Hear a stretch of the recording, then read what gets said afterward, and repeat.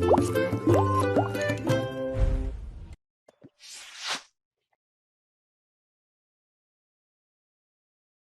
kita sebagai umatnya Nabi Adam, kita ngafirin orang. Allah aja memuliakan anak cucu Nabi Adam, kita nyalahin Allah. Ya, ada orang takbirnya begini, bener gak Pak? Allah. Benar? Kalau kita yang nggak belajar, wah agak susah. Ya benar, ya gerakannya. Bapak kalau ke Saudi, Pak, pergi haji atau nggak umroh, ada yang Allah Akbarnya gitu. Jangan ngapa-ngapain, Pak. Ada yang Allah, ada yang Allah. Kita yang Syafi'i Allah, ada yang Allah. Jangan disalahin karena kita ada 4 mazhab. Ada Syafi'i, ada Hambali, ada Hanafi, ada Maliki. Terus ada lagi yang pas tahiyat, at-tahiyatul mubarakatus sholawat thayyibatul lillah. Udah begini ada. Kalau kita yang Syafi'i kan ngikutnya asyhadu an la ilaha illallah. Itu Pak. Artinya apa? Kita kudu banyak belajar. Minimal kalau kata guru saya mah punya guru tuh minimal 40 supaya kita bijaksana, bijak sini, bukan hanya bijak ke sana tapi juga kita bijak ke sini. Kita bisa menghargai orang lain. Tapi kalau gurunya cuma 1, ngajinya itu doangan dan ngerasa guru kita paling pinter, kita dikasih tahu orang disalahin karena gurunya cuma 1. Kencing ngadep kiblat nggak boleh, tapi kalau ngaji lagi boleh. Yang penting ada ijab. Apa yang ijab? Penghalang. Boleh tembok, boleh kain, boleh apapun. Yang penting ada penghalang. Tapi kalau yang ngajinya sekali kencing ngadep kiblat, kita ngadep kiblat kita nggak boleh kencing. Itulah buktinya kita nggak ngaji. Maka di kesempatan nanti ke depan, kalau pengajian ini diterusin, saya punya usul. Kita ngaji minimal bawa buku lah. Kalau saja di bocah kecil, ilmu itu ibarat kijang. Terus yang ngikat ilmu itu adalah pensil dan buku. Ketika kita lupa, bisa kita lihat juga. Gitu. Minimal bahwa kita belajar dari awal. Allah siapa sih?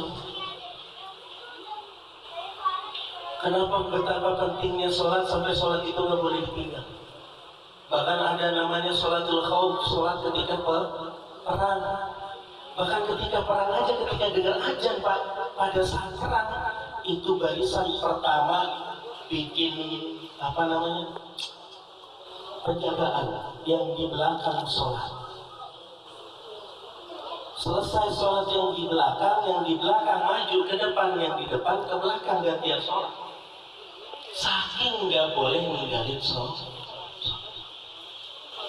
Ya, jadi di kesempatan ngaji kali ini kita sama-sama introspeksi diri kita. Kita nggak usah bahas latar belakang kita Pak. Selama Tuhannya Allah, Nabinya Nabi Muhammad, ngajinya masih pakai kitab dan Al-Quranul Karim, itu masih saudara kita. Jadi nggak boleh kita mulai saat ini nyalahin orang. Ya, kita sebelum nunjuk orang kan sebenarnya 4-nya ke diri kita. Saya nunjuk Bapak nih, 1-nya ke depan, 4-nya ke diri kita sendiri. Sebelum nyalahin orang, kita introspeksi diri kita sendiri. Udah bener apa belum? Ya, jadi ngaji itu semakin kita tawadu, ngaji itu semakin kita ngerti bagaimana menghormati orang lain. Jangan ngaji ngerasa diri kita paling soleh, ketemu sama yang gak pernah ibadah, kita rasanya gak mau. Kita ngerasa paling alim sendiri. Tiba-tiba ada di Masjid Al-Muhajir, Allahu Akbar, Allahu Akbar, azan subuh. Tiba-tiba bapak bangun, terus bapak melewati rumah Pak Ustaz. Di hati kecil bapak ngomong begini, Pak Ustaz udah azan belum bangun, ternyata lebih soleh gua daripada Pak Ustaz. Selesai Pak ibadahnya Pak. Ketika bapak ngerasa diri bapak lebih baik, maka selesai ibadahnya. Besok ada pengajian tuh di Masjid Al-Muhajirin, insya Allah yang ceramah saya juga pagi jam 10. Ketika kita berangkatnya niatnya sama Gusti Allah cakep, tapi tiba-tiba kita berangkat niatnya yang lain, maka selesai. Allah tuh gak butuh penampilan kita Pak.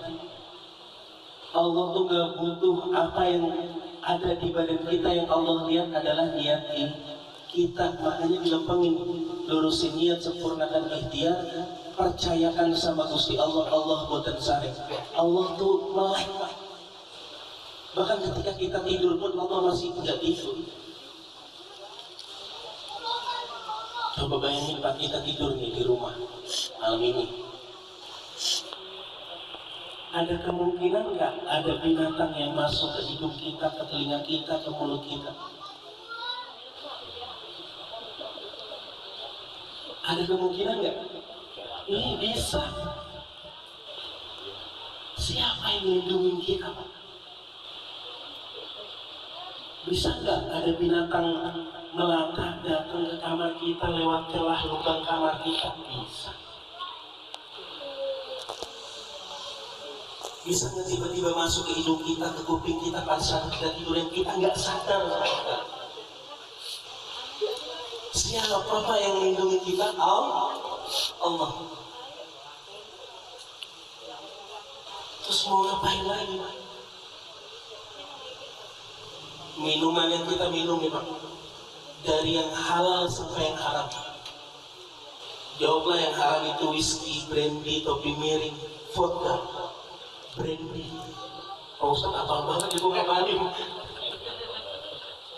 Dari yang halal sampai yang haram, dari yang enak sampai nggak enak, dari yang panas sampai yang dingin. Kalau kita tahu ujungnya nggak akan pernah mau kita minum apa?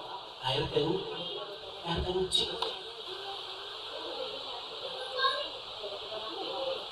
Ini yang kita minum Pak. Kalau kita tahu ujungnya nggak akan pernah mau kita minum ini.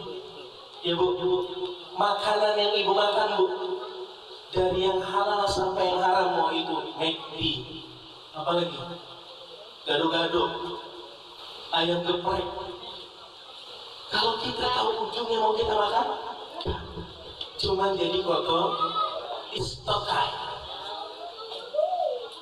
jadi tai. Mau kita makan enggak. Baju nih Pak, baju yang menurut kita paling mahal nih, yang Bapak beli harganya 400.000 misalnya, 2-3 tahun kemudian jadi apa? Jadi tompo Pak. Tahu tompo? Lah, terus kita mau sombong ngapain sama Gusti Allah? Nggak ada yang patut kita sombongin Pak.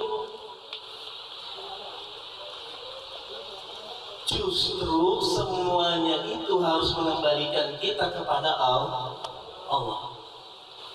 Ya, tangan kita Allah, masa kita mau berbuat nggak baik sama tangan kita?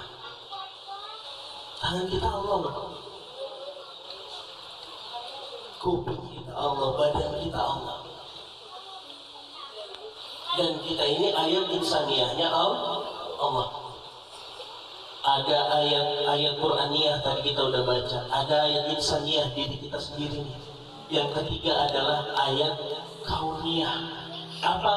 Alam semesta. Pohon Pak, itu adalah juga ayat-ayatnya Allah.